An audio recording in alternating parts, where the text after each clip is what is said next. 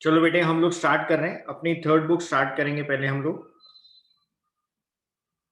Sir redemption of debenture अभी वहां रह गया है बेटे, वो थ्योरेटिकल पार्ट है। आपको थ्योरी की वीडियो मिल जाएगी बेटे, वहां प्रैक्टिकल पार्ट नहीं। हमारी थर्ड बुक का नाम है एनालिसिस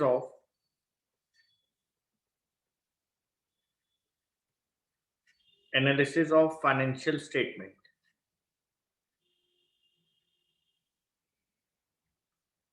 हमारी थर्ड बुक का नाम है बेटे एनालिसिस ऑफ फाइनेंशियल स्टेटमेंट्स, जिसके अंदर पहले दो चैप्टर थ्योरेटिकल बेस्ड चैप्टर हैं, जहां पे आपको लर्न करना है बेटे। यहां पे कुछ प्रैक्टिकल है नहीं, एकदम थ्योरेटिकल चैप्टर है बेटे ये।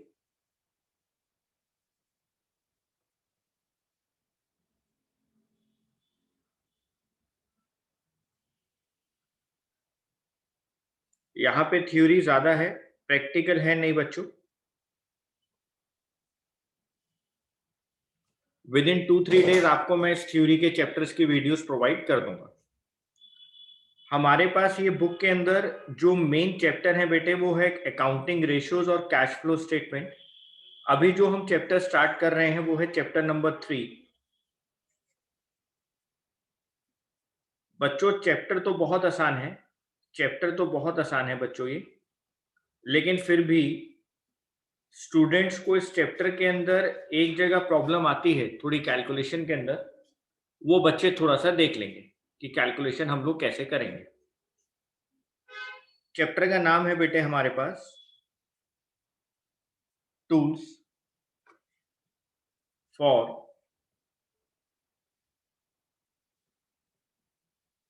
Financial analysis. Tools for financial analysis. बेटे पहले तो आप ये समझो, किसी भी कंपनी के लिए फाइनेंशियल स्टेटमेंट्स क्या होती हैं। किसी भी कंपनी के लिए फाइनेंशियल स्टेटमेंट्स क्या होती हैं? सर कंपनी द्वारा बनाया गया ट्रेडिंग अकाउंट, कंपनी द्वारा बनाया गया प्रॉफिट एंड लॉस अकाउंट,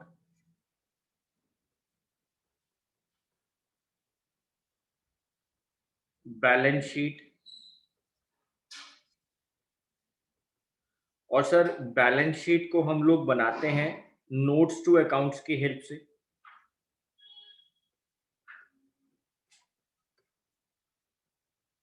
तो ये जो हमारे पास फाइनेंशियल स्टेटमेंट आपके सामने आ रही है बेटे, हम इस फाइनेंशियल स्टेटमेंट से कंपनी अपनी पोजीशन को एनालाइज करना चाहती है। कंपनी अपनी पोजीशन को एनालाइज करना चाहती है बेटे, वो किसी भी बात को एनालाइज कर सकती है। एनालिसिस तो किसी भी चीज के लिए हो सकता है। मान ले बेटे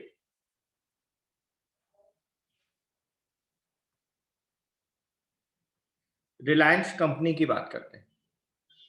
रिलायंस कंपनी कहती है 2018, 2019, 2020, financial year 2018, financial year 2019, financial year 2020, यहां पर जो फाइनेंशियल स्टेटमेंट्स इन्होंने बनाई अलग अलग साल, रिलायंस कंपनी अपनी ही फाइनेंशियल पोजीशन को इन तीनों सालों के अंदर कंपेयर करना चाहती है बेटे। वो यहां पर कंपैरिजन करना चाहती है, और कंपैरिजन करने के बाद यहां पे उसको जो भी डेविएशन दिखाई देता है इंडस्ट्री के नॉर्म्स पर, अपनी खुद की कंपनी के नॉर्म्स पर, जो भी उसको डेविएशन जो डिफरेंस दिखाई देता है बेटे, वो क्यों है, वो उस बात को एनालाइज करना चाहते हैं। वो उस बात को एनालाइज करना चाहते हैं, वहां पर एनालिसिस चाहते हैं बेटे। अब ऐसे ही सर हर कंपनी अपने लिए एनालिसिस करती है बेटे, हर कंपनी करती है। कोई कंपनी ऐसी है ही नहीं जो अपने आप को एनालाइज ना करे, क्योंकि अगर हम लोग अपने आप को एनालाइज नहीं करेंगे तो बेटे हम लोग अपनी ग्रोथ के बारे में कैसे सोचेंगे? मान लो कि यहां पर हमारी सेल्स का रेवेन्यू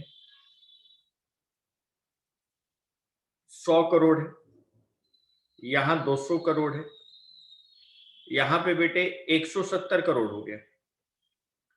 तो 2019 के मुकाबले 2020 में रिलायंस की टर्नओवर मान लो 30 करोड़ से, बेटे मैंने एज्यूम की एक छोटी सी फिगर, मान लो 30 करोड़ से कम हो रही है।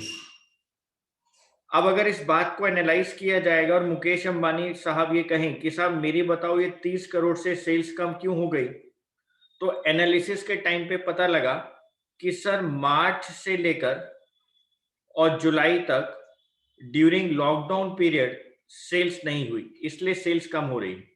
ये एनालिसिस आ गया बेटे, यानी मुकेश अंबानी साहब सेटिस्फाइड हो गए कि लॉकडाउन की वजह से सेल कम हुई है और कोई कारण नहीं रहा है।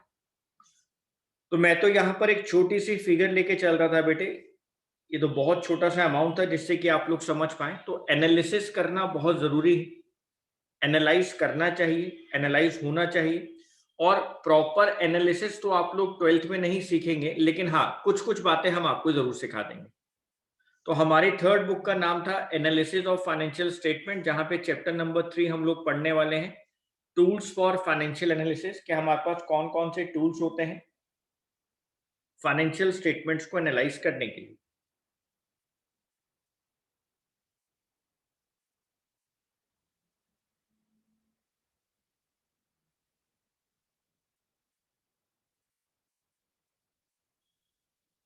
बच्चे लिखेंगे बेटे।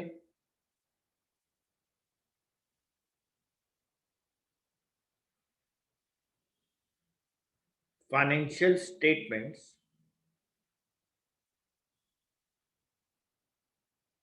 contain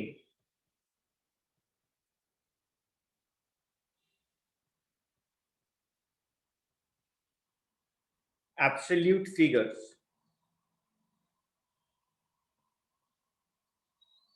of assets,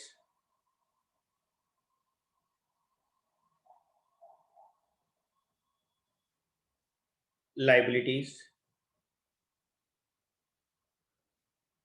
revenue,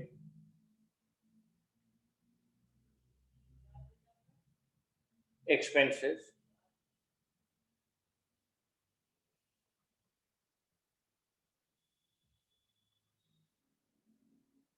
and profit or loss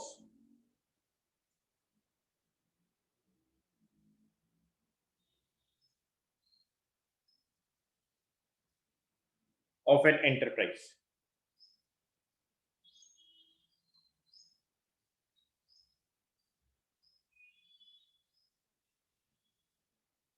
बेटे अगर हम किसी भी कंपनी की एसेट्स, लाइबिलिटीज, रेवेन्यू मतलब सेल्स, उसके एक्सपेंसेस और उसके प्रॉफिट एंड लॉस अकाउंट में उसके प्रॉफिट को लिख के दिखा दें, तो यहां से हमें किसी भी कंपनी की फाइनेंशियल पोजीशन, उसकी अर्निंग कैपेसिटी, उसकी फाइनेंशियल साउंडनेस को हम एनालाइज नहीं कर सकते। मैं आपको कह दूं मेरे पास 50 करोड़ की एसेट्स हैं, 30 करोड़ की लाइबिलिटीज हैं, 20 करोड़ का रेवेन्यू है, 10 करोड़ के एक्सपेंस है, इससे मैं क्या एनालाइज करूंगा बेटे? मैं एनालाइज कर ही नहीं पाऊंगा। They do not reveal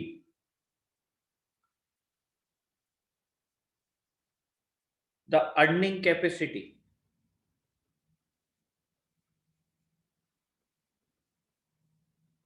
the earning capacity, liquidity, and financial soundness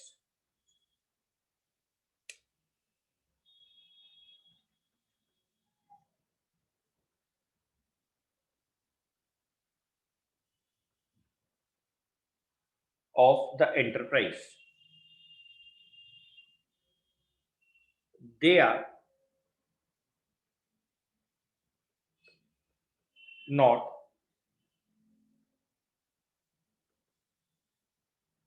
readily understandable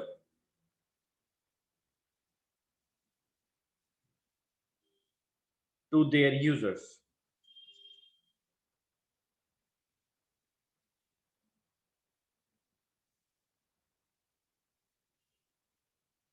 hence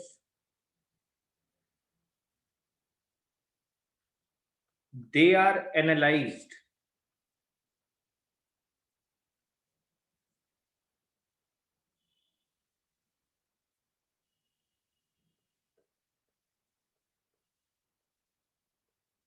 to present them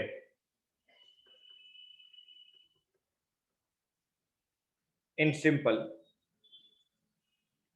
and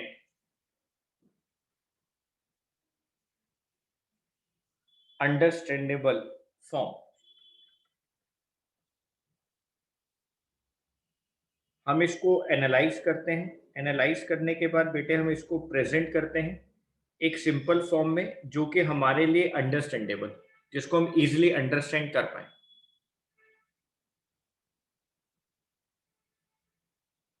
sir हमारे पास कौन कौन से टूल्स होते हैं, कौन कौन से टूल्स हमारे पास हैं जिसको हम लोग यहाँ पर एनालाइज करने में हमारी जो हेल्प करते हैं? हाँ बेटे, हम उन वेरियस टूल्स की बात करते हैं।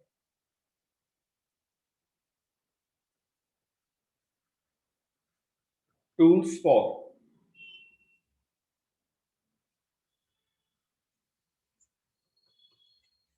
Analysing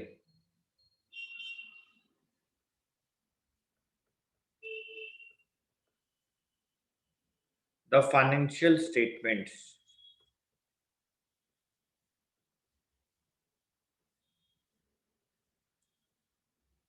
Tools for analyzing the financial statements. Point number one,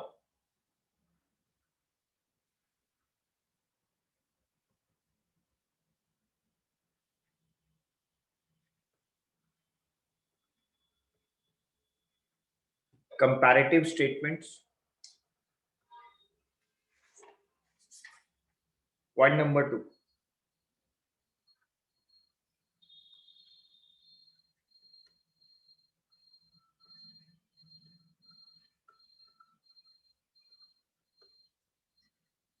common size statements.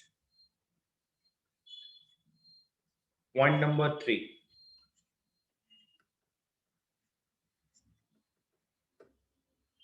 trend analysis.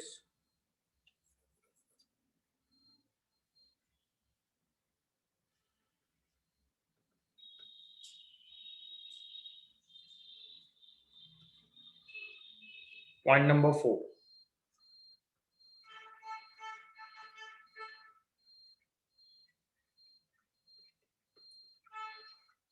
accounting ratios. Point number five,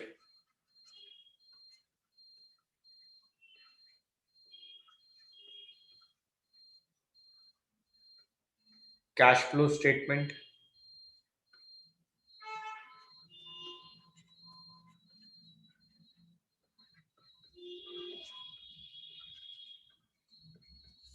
Point number six, fund flow statement.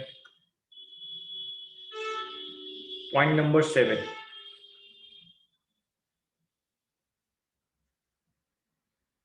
break even.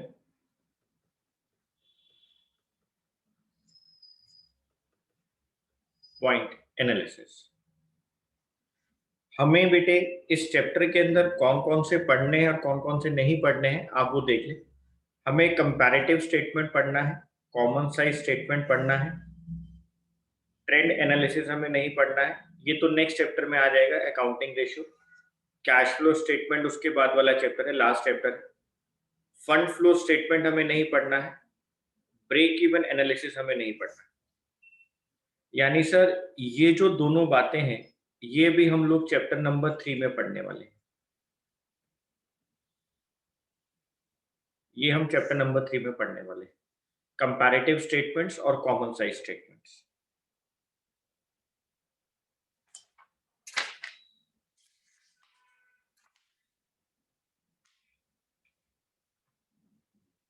जल्दी नोट करें बच्चों।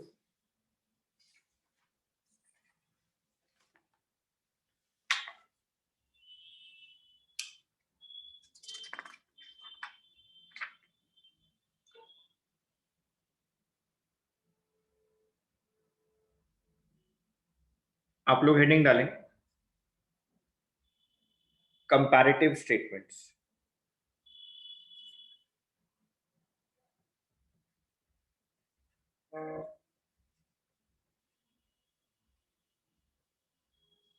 Comparative statements हम इसके दो part कर रहे हैं।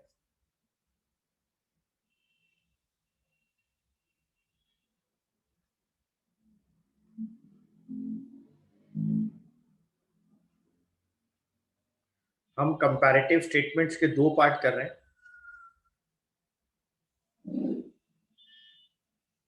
Comparative statements के हम दो पार्ट कर रहे हैं।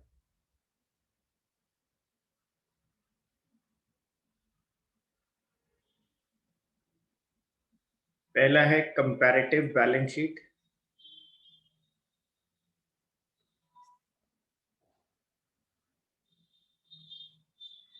और दूसरा है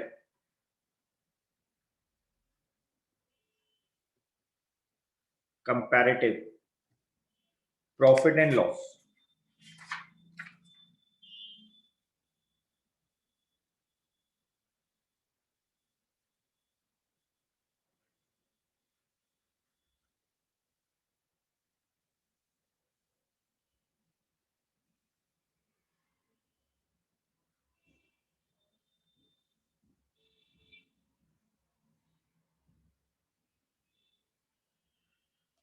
फर्स्ट है कंपैरेटिव बैलेंस शीट और सेकंड है कंपैरेटिव प्रॉफिट एंड लॉस। आपको हमेशा याद रखना है हम बेटे कंपनी की बात कर रहे हैं। हम एनालिसिस कंपनी के लिए कर रहे हैं। आपको ये बात हमेशा याद रखनी है, ये बुक हम कंपनी के लिए पढ़ रहे हैं।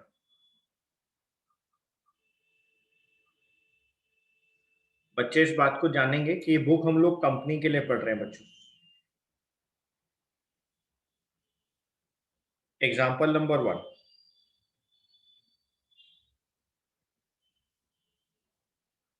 Example number 1।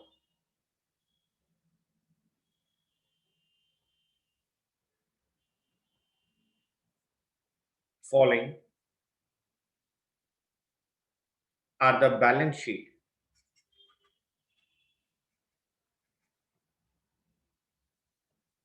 of X Limited as at 31st March 2019 and 2018.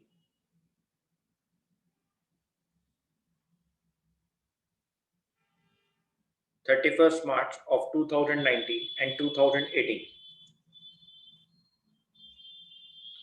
बच्चे साथ साथ नोट करेंगे तभी समझ में आएगा।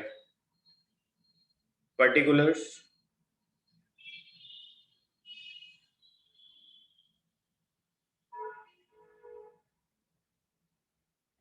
Note number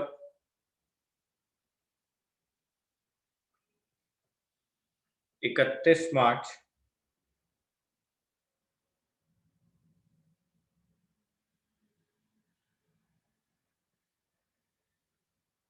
2019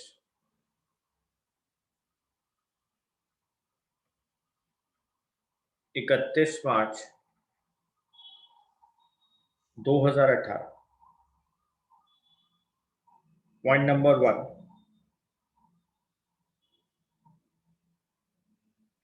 point number 1,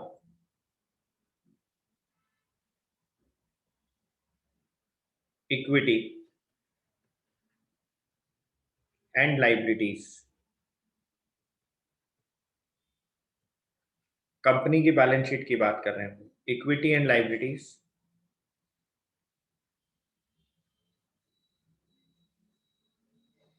share holders fund. ये आपको क्वेश्चन गिवन है बेटे, ये आपके लिए क्वेश्चन है। आपको ऐसे क्वेश्चन गिवन होगा एग्जाम में। ये क्वेश्चन आपको गिवन होगा, मैं क्वेश्चन लिख रहा हूं अभी आपके सामने। Share holders funds,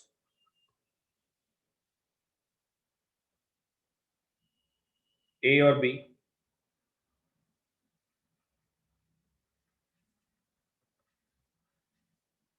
share capital, reserves and surplus,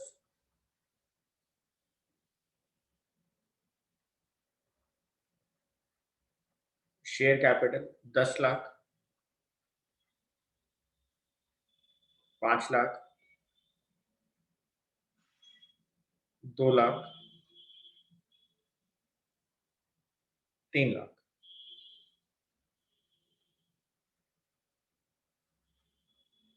non current liabilities,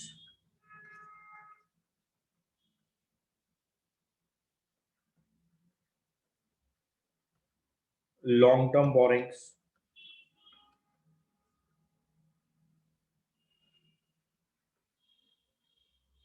8 lakh, 5 lakh,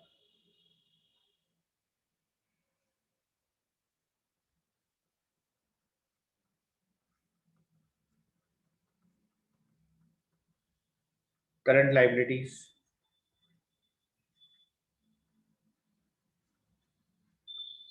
trade payables,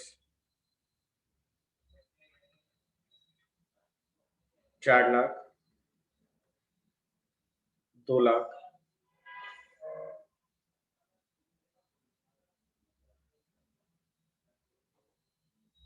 24 lakh,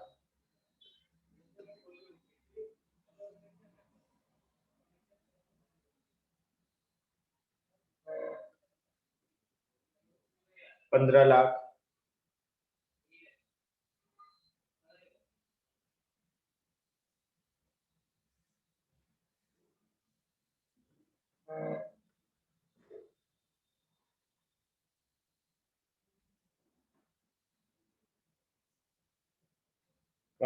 2,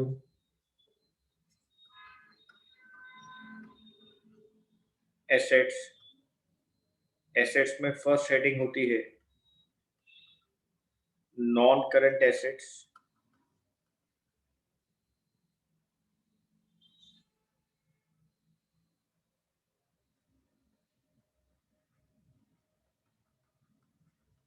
fix assets, fix assets.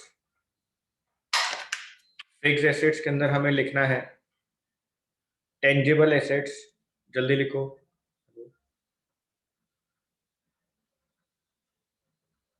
क्यों?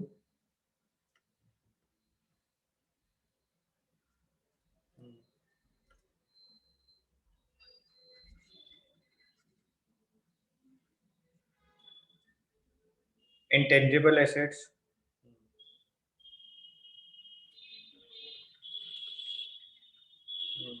दोनों।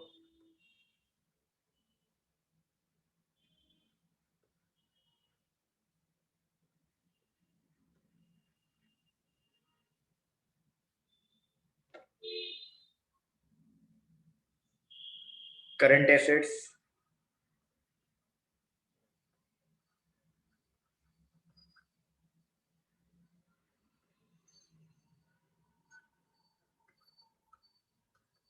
Inventories,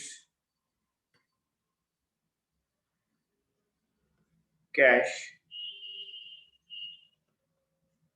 and cash equivalent. 5 lakh, 4 lakh, 2 lakh, 1 lakh.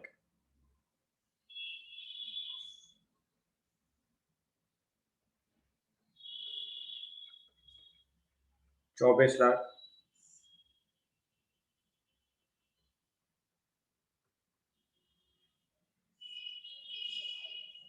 15 lakh. ये आपको क्वेश्चन गिवन,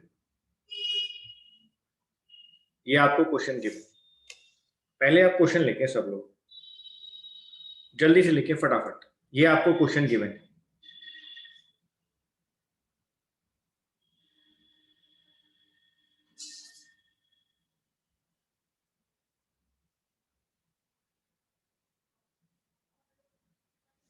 जैसे आप लोग लिख ले बेटा, मेरे को मैसेज करें, मैं आगे चलता हूं।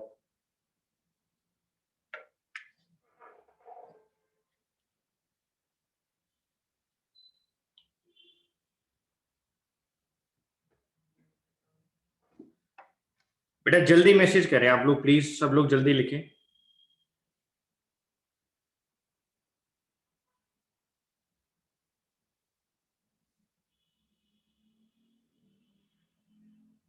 मैं वेट कर रहा हूं आप सब लोगों के मैसेज का।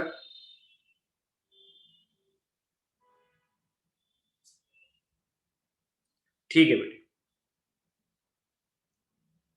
ये क्वेश्चन आपको गिवन है, ये क्वेश्चन आपको गिवन है बेटे। आपको कुछ नहीं करना होता, आप पहले अच्छे से क्वेश्चन को देखो।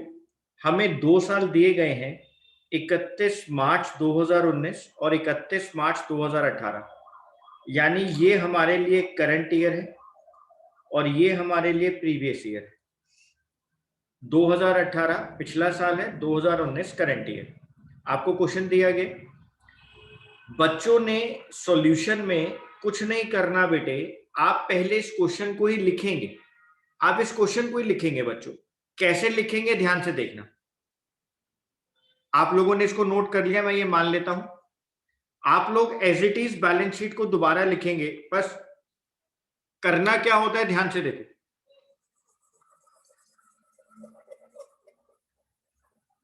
करना क्या होता है बहुत ध्यान से देखो। बैलेंस शीट बिल्कुल पर्टिकुलर्स बिल्कुल सेम रहेंगे, नोट नंबर बिल्कुल सेम रहेगा। बस पहले आपको प्रीवियस ईयर लिखना होता है। मैं अब इस क्वेश्चन की जगह यहां लिख देता हूं सॉल्यूशन।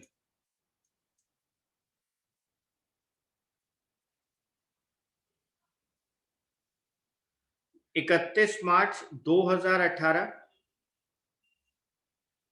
इसके ऊपर लिखो प्रीवियस ईयर।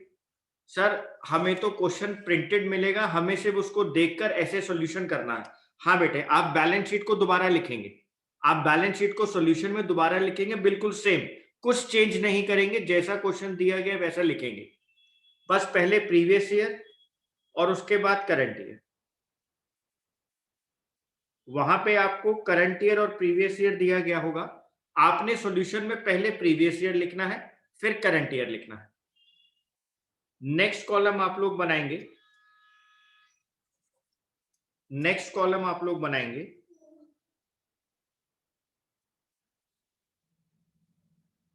एब्सोल्यूट चेंज, और नेक्स्ट कॉलम आप बनाएंगे परसेंटेज चेंज। 4 कॉलम बनते हैं। प्रीवियस ईयर करंट ईयर आपको गिवन होगा, एब्सोल्यूट चेंज हमें कैलकुलेट करना है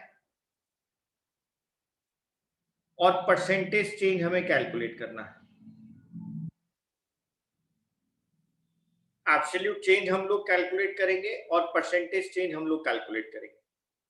मैं बिल्कुल सेम जैसे बैलेंस शीट दी गई थी मैं बिल्कुल वैसे ही लिखूंगा बेटे। जैसे बैलेंस शीट दी गई थी मैं बिल्कुल वही फिगर्स यहां दोबारा लिखूंगा। शेयर कैपिटल 2018 के अंदर 5 लाख की थी, यहां पे 10 लाख की थी। रिजर्व एंड सरप्लस 3 लाख के 2018 में थे, 2 लाख के 2019 में थे। लॉन्ग टर्म बोरिंग्स 5 लाख और 8 लाख। ट्रेड पेबल्स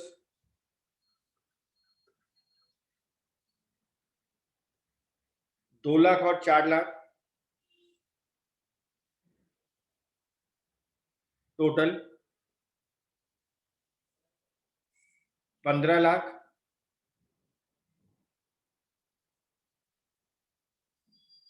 और 24 लाख। सर यहां तक तो हमें कोई प्रॉब्लम है ही नहीं, ये तो हमें क्वेश्चन में ही गिवन था, हमने सिर्फ क्वेश्चन से वैल्यूज को उठाकर लिख दिया है। ये तो हमें क्वेश्चन में ही गिवन था, हमने तो सिर्फ यहां पर क्वेश्चन की वैल्यूज को रिवर्स करके लिख दिया है। पहले हमने प्रीवियस ईयर लिख दिया है, बाद में हमने करंट ईयर लिख दिया है, बस, और हमने कुछ नहीं किया। तो प्यारे बच्चों, अब आपको क्या करना है, अब आपको एब्सोल्यूट चेंज निकालना है। अब आपको एब्सोल्यूट चेंज की वैल्यू निकालनी है। एब्सोल्यूट चेंज कैसे निकलेगा, आप ध्यान से सुनना, मेरी बात को बहुत ध्यान से सुनना। मैं इसको ए कॉलम कह देता हूं, इसको बी कॉलम कह देता हूं, ठीक है। एब्सोल्यूट चेंज को सी कॉलम कह देता हूं। आप बी कॉलम में से ए कॉलम को माइनस करो, आप बी में से ए को माइनस करो, एब्सोल्यूट चेंज आ जाएगा। शेयर कैपिटल पिछले साल 5 लाख की थी, इस साल 10 लाख की हो गई, यानी सर कितने से इंक्रीज हो गई, 5 लाख से। 10 लाख माइनस 5 लाख।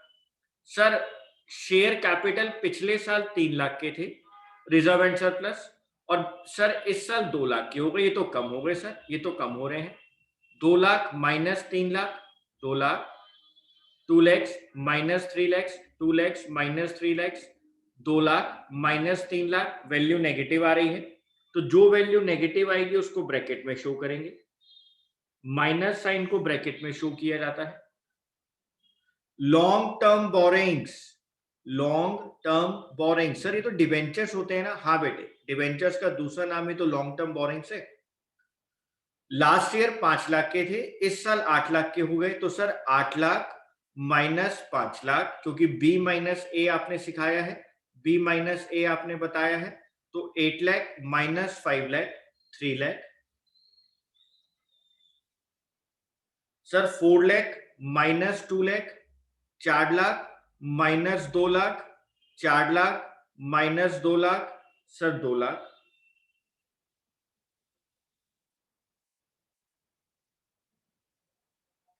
चौबीस lakh minus 15 lakh, 24 lakh minus 15 lakh, 24 lakh minus 15 lakh, 9 lakh.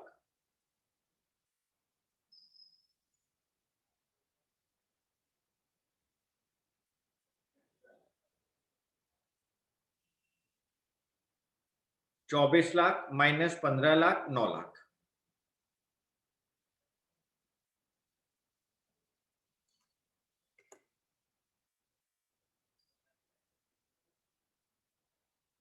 Sir ऐसे हम लोग यहां पर वैल्यूज को रिवर्स कर दें।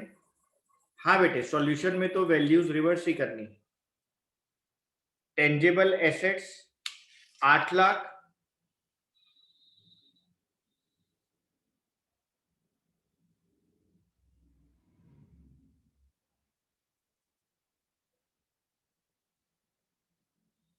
चौदह lakh,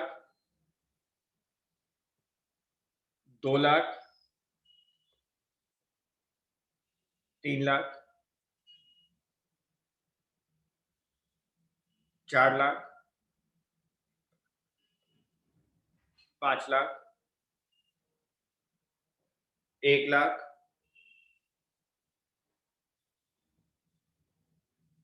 2 lakh,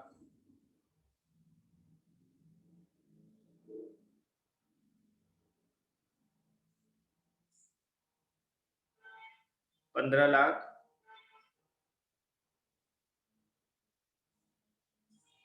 24 lakh.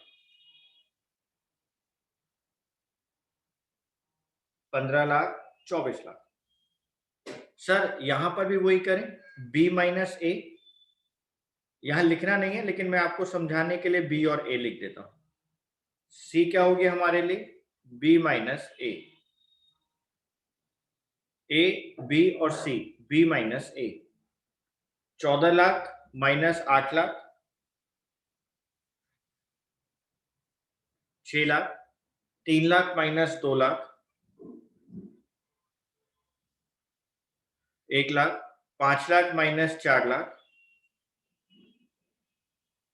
1 lakh, 2 lakh minus 1 lakh, 24 lakh minus 15 lakh, 9 lakh.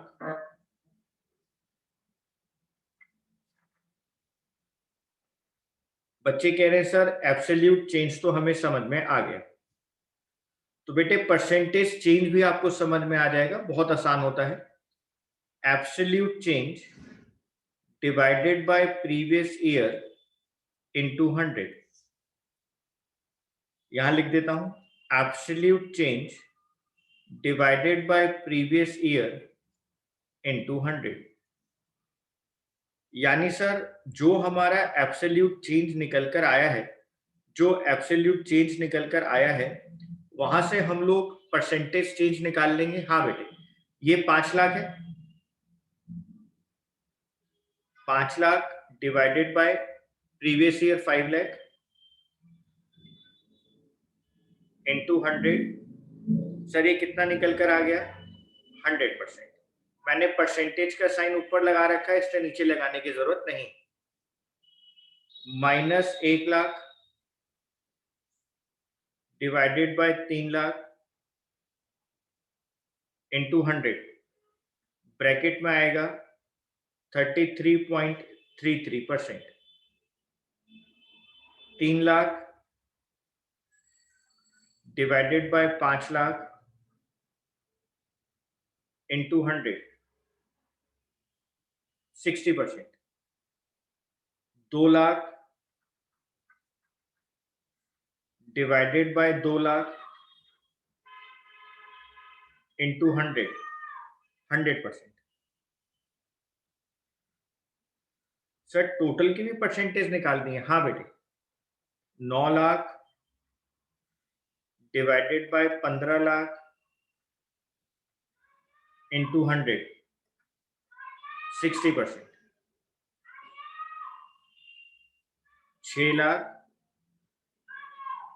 Divided by 8 lakh into 100, 75%। 1 lakh divided by 2 lakh